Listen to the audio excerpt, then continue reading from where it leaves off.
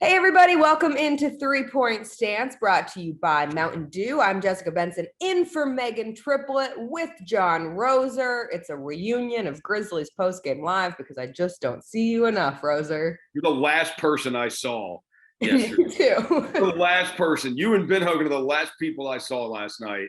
And then you're the first person I have seen again this morning. Well, since we have Rise and Grind Off, you are also the first person I saw this morning. So we're just on a loop. You'll be probably the next person I see tonight at the Grizzlies Thunder game. It's fine. It is what it is. It is this season. But we did have to sit through that loss to the Trailblazers last night, 105-100. The Grizzlies can't win them all. And it was a very similar fashion to how they lost the Dallas Mavericks game a week or so ago. And it was simply put, they just didn't make enough shots. No, they didn't. They played good enough defense. I think that's why you saw Taylor Jenkins. There's a lot of stuff we talked about last night. I think we're rehashing the exact same thing. But you missed it. I think that's if you missed it, in case you missed it, here's a shortened version of Grizzlies post game live. No, I think you've seen it after the Dallas loss and after that went to Portland yesterday. Taylor Jenkins has not been upset. They gave up 105 and gave up 104, which means he's happy with the defense, the way the defense played. They just missed some shots. They were in that game because they got a ton of points off turnovers. They forced a lot of turnovers, and they got a bunch of points off turnovers. And that's why they were in that game. But both of those games they've lost, they shot below 40% from the field. And so Taylor Jenkins knows that, look, as long as we are defending, and you and I talked about this forever on the postgame when the Grizzlies weren't playing that well, we were like, as long as they don't defend, this is how the season's going to go, where if their offense is not amazing, they're just going to lose because their defense isn't good. Now it is their defense is good, and they're going to win a lot of games. And even on nights where you don't shoot well, you go to that Dallas game, you go to this one, they still had chances to win. They still had chances because they played defense. And so I think that's what the coaching staff is okay. And Taylor said, we will be better tomorrow night. Yeah, 28 points off turnovers, 13 steals. So that streak now up to 11 straight games with 10 or more steals. That shows you that the effort is certainly there, and something that could be there tonight. We're not sure yet, but things are trending in the direction of Ja Morant making his return to this team. He tweeted some smiling emojis this morning. He tweeted a full green battery last night along with his standard ninja. I mean, if we're reading the emoji tea leaves, things would maybe tell us that we might see 12 out there on the court. Yeah, well, he had a nice outfit on last night with the Dior shoes and the ice around his neck that was, as we joke, more than our yearly salaries combined. It's going to be good. It'll be good to see him out there if he is, in fact, out there tonight. I was always kind of worried, are they going to push him back too early? Because they're not going to push him back too early. Ja will be like, I'm ready.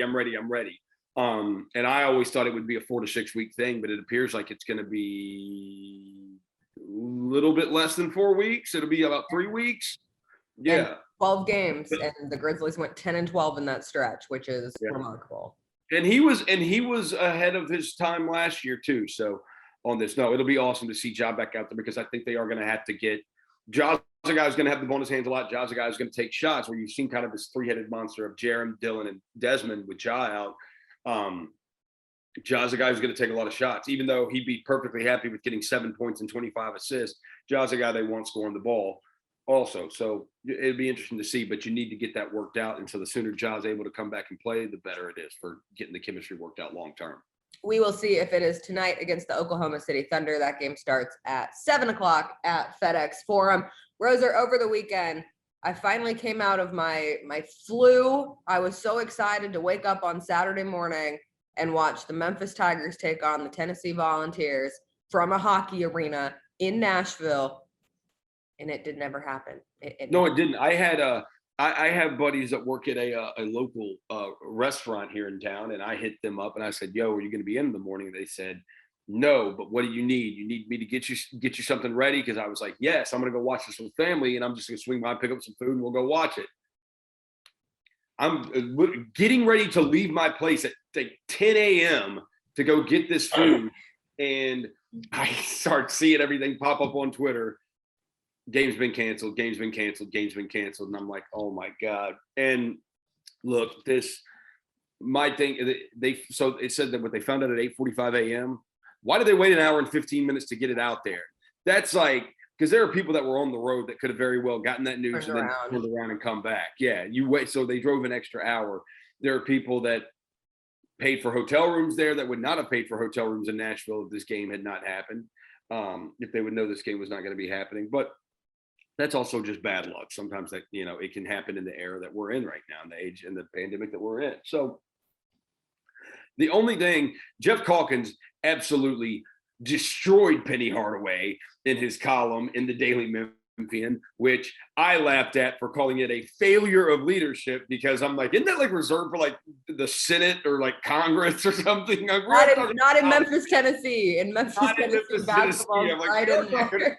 Like failure of leadership is what you hear when they talk about like how our government has handled the pandemic, not like college basketball. But unfortunately, it's kind of a microcosm of. The Penny thing. He heard his players talking about it. He assumed 90% of them, and then he never revisited it. Look, is that a little irresponsible on Penny's part? I think it is. I would bet you more than anything. I would bet you Penny's not vaccinated. Has he said he is? He has said that he is. Really? He has said that he is. Then why? Then that doesn't make any sense to me. I would have thought he's not vaccinated if he just kind of just left it alone with his players. Yeah, I don't know. It's disappointing because it's a game that you get extra up for. The rivalries there. My God, if you just like sat in that Tennessee Memphis Twitter space for 5 minutes upon the cancellation, you know how toxic this rivalry can be. And so it stinks that there's something on Memphis's side where, yes, it was by all means Memphis's fault that game was not played. But like you said, this isn't unique to Memphis. Every single sports league is dealing with this right now. We've had games moved in the NBA, the NFL, tons of college basketball games have been postponed, canceled, whatever you want to call it. And it's going to continue to happen right now too. So we've got 2 NFL games tonight, and we've got 1 tomorrow too. We have 2 tomorrow. We have 2 tomorrow. We have 2 today, 2 tomorrow. 2 today, 2 tomorrow. Lucky us. Our last one, NFL. The Saints beat the Bucks. We don't have a ton of time here, but we'll get through it. The Saints beat the Bucks 9-0. The Saints they beat them both times this year, and they obviously had a tough playoff game last year. But you see the Cardinals now reeling. They get destroyed by the Lions. Who is the best team in the NFC? Is it Green Bay? I mean, they just barely beat Tyler Huntley.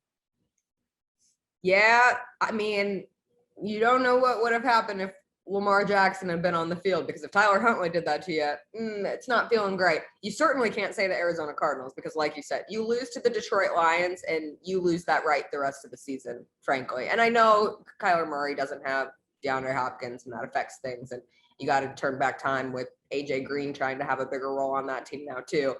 Also had to pick him up in fantasy football for desperation's sake, which is a tough scene at this point going into the playoffs. But no, it's a wild race right now in the NFC, and you have to look at the Dallas Cowboys too. Granted, they played the Giants this week, but 21-6. That defense continues to get better.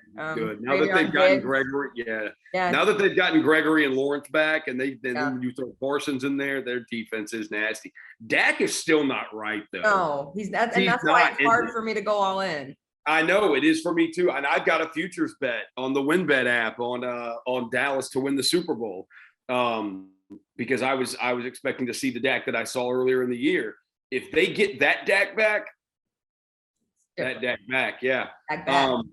can win the Super Bowl. They absolutely can, because they have the weapons on offense, and they've got the talent on defense. There's no doubt. I'd also say watch out for the Rams a little bit. I don't really totally believe in Stafford though. That's the problem. You think Matthew Stafford? When did we start calling him Matt Stafford? By the way, is this his LA name? I thought they called him Matt in college, and now they call him Matthew now that he's in the pros.